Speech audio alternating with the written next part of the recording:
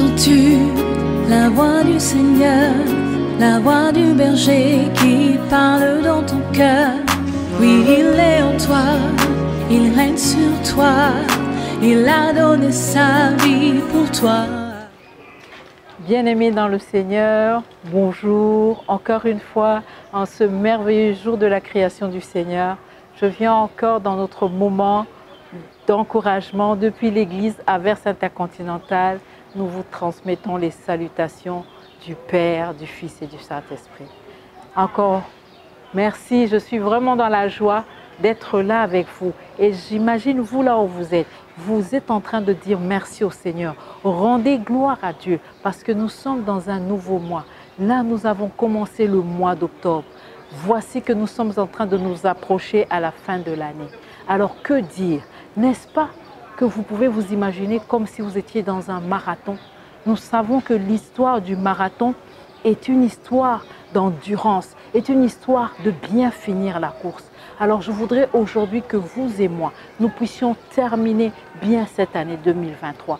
C'est pourquoi je viens nous encourager à garder la persévérance, à être persévérants dans l'objectif de ce que nous avons mandaté sur nos prévisions depuis le mois de janvier. Depuis le mois de janvier, nous étions là, on se pose des questions. Et là, il y a certains qui n'ont pas encore vu ce qu'ils ont demandé au Seigneur. Ils n'ont pas encore vu les résultats de leurs efforts. Ils n'ont pas encore vu le changement qui se produit dans leur vie en cette année.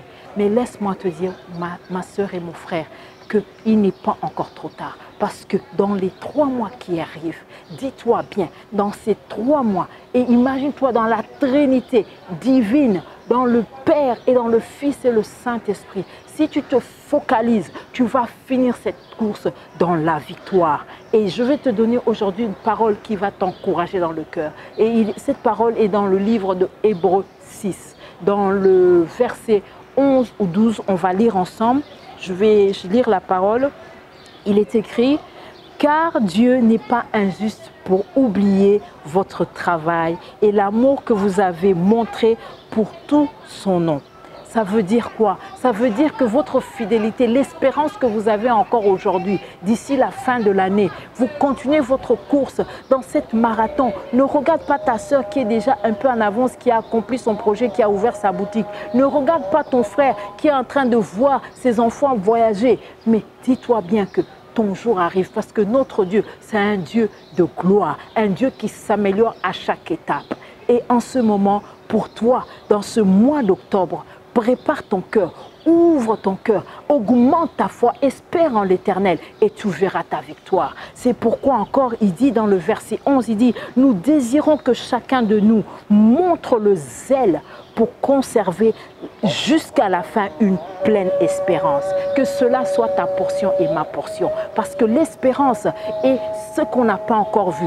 Ce qu'on n'a pas encore vu et ce que Dieu a déjà prévu, qui n'est même pas encore monté dans ton cou. Parce que ce que tu vas faire, l'effort que tu vas produire, Dieu va faire au-delà de tes efforts. Car cela est mon souhait et le vœu pour ta vie, dans le nom puissant de Jésus. Alors, nous allons encore voir, nous avons beaucoup d'exemples dans la parole de Dieu. Nous avons vu la persévérance de notre Père Abraham, nous avons vu la persévérance de Ruth, nous avons vu la persévérance d'Esther, nous avons vu la persévérance de Joseph. Joseph est né dans une grande famille, il était avec des frères et sœurs. Comme vous et moi aujourd'hui, tu peux être entouré des frères, des amis autour de toi. Même s'il y a ceux qui sont en train de te trahir, il y a ceux qui sont en train de te dire que tu penses à des grandes choses, à des grosses choses. Oui, laisse-moi te dire que Dieu est grand, il est capable de faire des grandes choses pour toi. Garde ton espérance et persévère parce que du haut de zéro, l'Éternel va te faire asseoir parmi les zéros si tu acceptes de bien terminer ta course.